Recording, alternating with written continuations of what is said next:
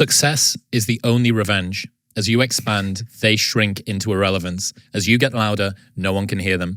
You don't beat them, you cast a shadow so big, no one can see them to begin with.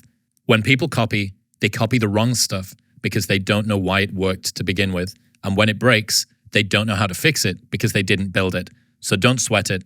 Copycats will always be behind. Can I tell you the story behind it? Damn right. Yeah. So I was 15 years old. So this was really early in my life. I had this teacher. So I'm a freshman in high school, and I might have been 14, whatever the age is.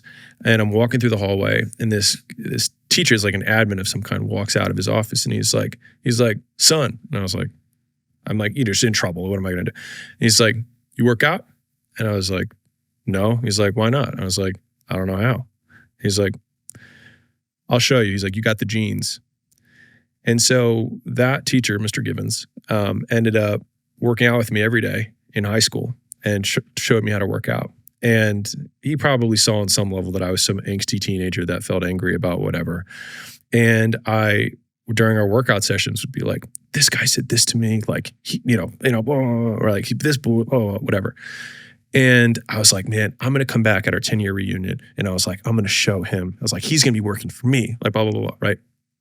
And he's like, no, he's not. And I was like, what do you mean? I was like, let me just have my moment. Right? He's like, no, he's not. He's like, and you're not going to do that. Not if I have anything to say about it when you come back for that 10-year reunion. And I was like, what do you mean? He's like, because if you come back at a 10-year reunion and say, hey, John, like everything I have, look at me now. He's like, the guy's going to laugh and be like, you did all of this to try and prove me wrong?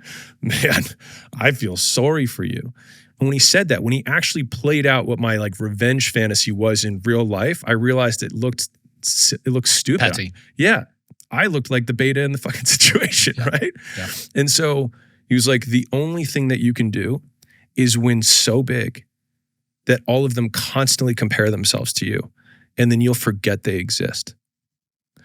And that's when he said, success is the only revenge. He's like, it's not the best revenge. He's like, it's the only one. There's no other revenge. Because everything else is petty. Everything else does show that you were thinking about these people all day long, which means they win by default. He's like, all you can do is think about your goal and winning. He's like, and when you win, that's when you become so big that they shrink into irrelevance. You cast a shadow that no one even can see them behind you.